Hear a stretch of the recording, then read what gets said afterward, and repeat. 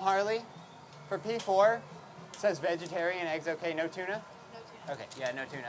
Cooking became my calling, I would say, before I even started cooking on a line. My name is Ellis Chambers. I work at Superette as executive chef.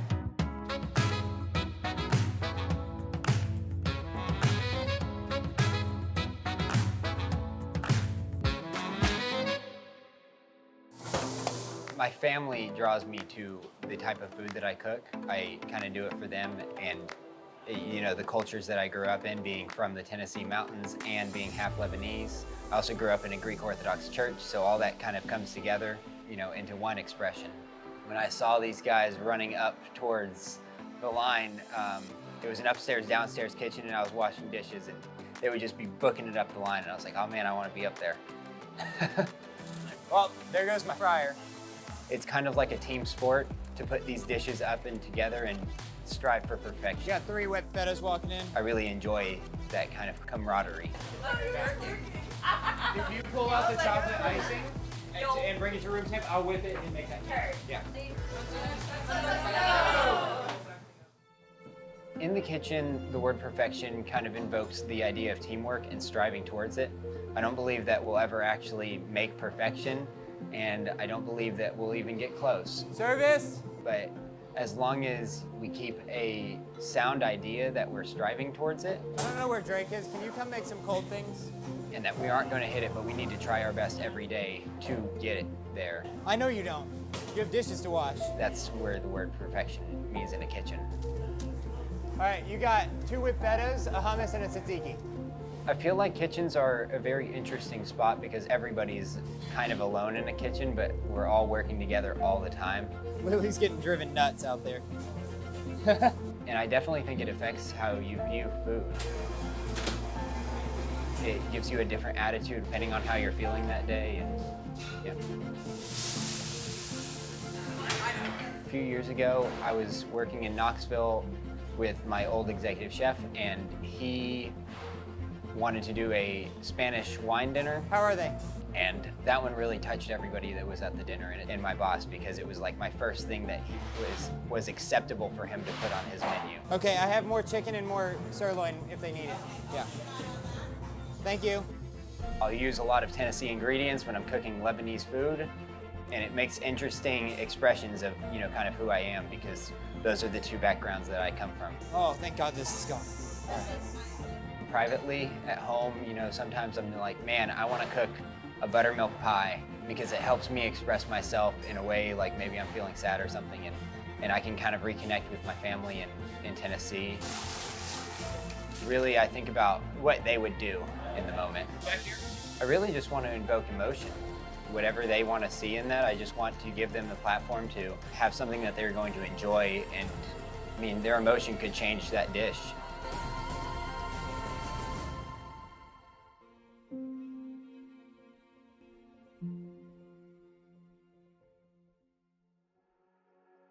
So when I was younger, what I always saw growing up, my parents, of course, cooking all the time.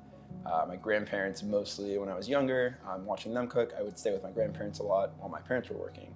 And just that simple act of cooking for someone that you're taking care of, whether it's your child, grandson, you know, sister, whatever it is, just that feeling that someone is kind of taking care of you through food, and just kind of that customer service feeling tied into that feeling that I felt when I was younger. And that's when I realized, oh, I like doing this, I like service, I like making food for other people. So 2 lardons, 1 forestier. My name is Frankie. I'm the kitchen manager and head chef at Alpine Bistro. Storytelling through food is one of the best languages that we have in our capacity as people. Oh my God. I was there, I'm making a salad now. Oh my God. And culturally, especially, you know, different cultures have different foods, you know, different recipes are passed through generations, throughout different families, throughout friends, different communities. And so it's such an easy conversation starter. Let's say I made that for someone and they're like, oh, this is awesome. I've had this before, a friend of a friend or my family has made this before. And so yeah, different dishes can invoke different emotions and different memories for people. And I love that. I think that's really cool. What draws me to this city, this restaurant, this style of cooking? My style is definitely more comfort. I love making soup and pasta and anything that's like, on a cold rainy day, like I want this. Like I love doing that. And I love the culture that Seats Under Mile have built here, where it's not super flashy, it's not super in your face, it's not a ton of ingredients, it's not super complicated, it's very, very simple and it's delicious and people love that. With that, it's very, very comforting. Things that can remind you or take you to some place that you've been before, or maybe you eat something and it's reminiscent of a feeling maybe you haven't even felt before. A lot of things here aren't perfect, and that's okay. That's kind of why this place does so well. It's authentic, it's real. Not everything is always super perfect. Not all the T's are crossed and the I's dotted, but it's got that feeling like a lot of work was put into it and people really care about this. The cook really cares about it. The server serving it really cares about it. That to me, I think sometimes can trump over this idea of perfection. I don't think anyone really knows what's going on, but it's when there are things that are happening in my life that I'm just kind of like very confused on, or when things just aren't super clear to me, I'll just kind of take it. And at least for me in this position, people here do look up to me. They come to me with their questions. They come to me with complaints or if something's not right. And that kind of pressure, that almost fear sometimes, I kind of take that and I'm like, okay, well, just reminding myself, like I'm not actually alone. I might feel that way, but especially here, everyone here is, we all get along. We all are here to help each other, and I remember that. We all take care of each other in that sense. And mushrooms. It's not always easy, pressure can be high, it could have a lot of tickets, it could be very busy, but just using food as kind of like an outlet for just figuring it out.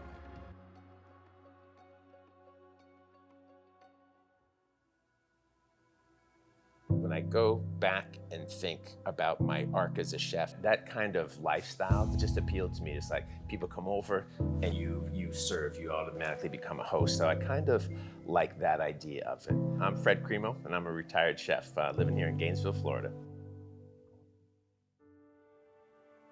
Cooking and knowing that's what I wanted to do goes way back to when I was essentially a kid. I was an Air Force brat, so we moved around a lot, but at some point we ended up back in upstate New York, which is where all my mom and dad's family are. So that's kind of where I call home, even though I didn't live there a real long time. We would go to my aunt's house and I was just amazed. She would open up this refrigerator and this flood of food would just come out.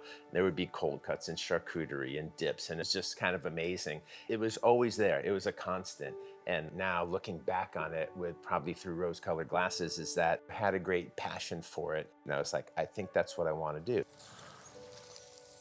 When I think about the food that I cook and I think about kind of how it plays into, who I am, I inwardly look at myself as kind of simplistic. So I think my food reflects that. I kind of like an authenticity to the dish. I'm not as exactly concerned about how it looks. In my head, the way I see myself and the way I see my food, I like simplicity in a dish, and I like it to taste good and I like it to be authentic. But when I'm cooking, I don't want to go over the top with a lot of tweezers and droppers and have that perfection to it. That's not how I go about the rest of my life. And so as a cook, within that simplicity, I like to drop hints that the technical ability is there. When I think about the time in the kitchen and how much of it is teamwork and how much of it is time that you're spending on your own, because there is always a time element to that, working in a professional kitchen, you would get into a rhythm. And so that isolation, that was the only time I felt really isolated in the kitchen. It didn't have a negative connotation for me. I really thrived on the idea of the camaraderie and the connectivity in a kitchen. I liked, whether it was a formal kitchen where there was structure, or whether it was a very informal place where it's just me and the line cook and a dishwasher pumping out 300 or 400 plates. Each one of them required a kind of a perception of what drives other people. Potatoes into little potatoes. The reason I got out, I'd had 2 kids by that time, And no matter what level you achieve in a kitchen, your commitment to the place is substantial. And it's really not measurable in hours. You're just there as long as you need to be there.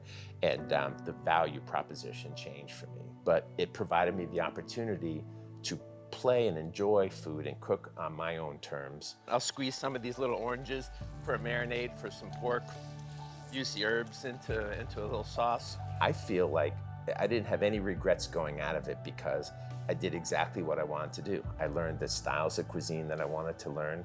I expanded my realm of cooking and understanding of the ingredients that go into all of that cooking. And so that's kind of, I just went back to that and said, I want to be a chef. So in this next phase in retirement, that's what's been making things click.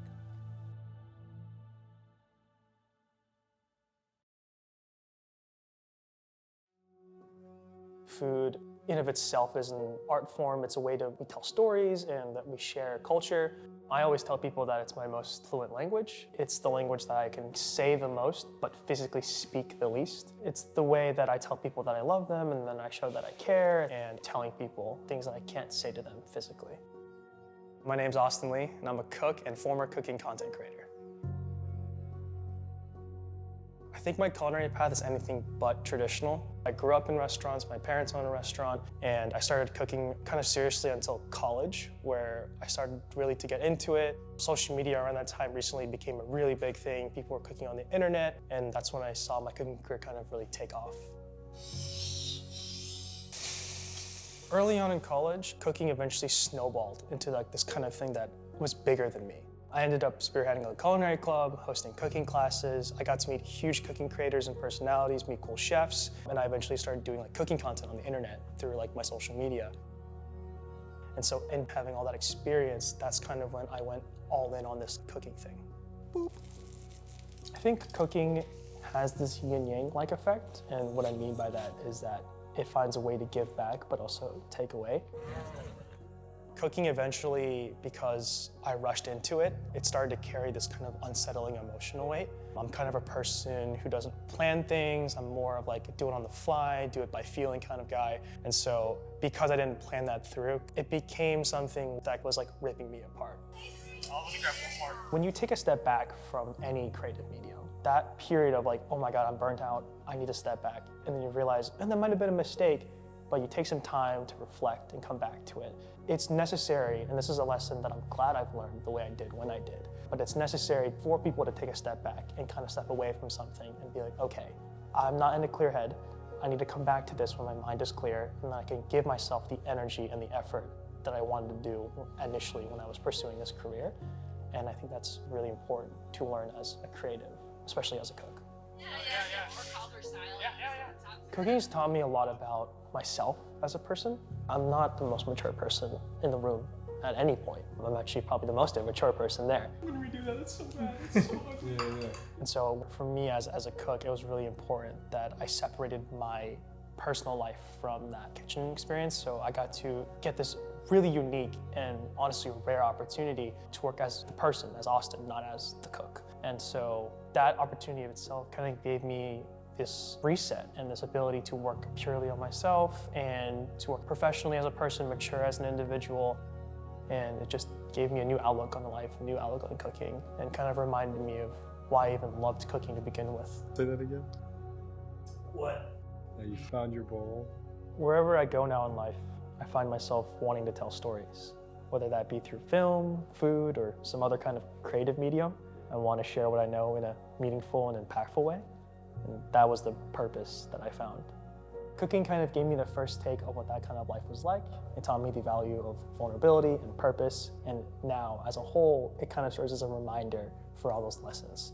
Cooking also taught me the value of waking up every morning with purpose and going through my day with something to look forward to. And that's what I'm going to keep chasing.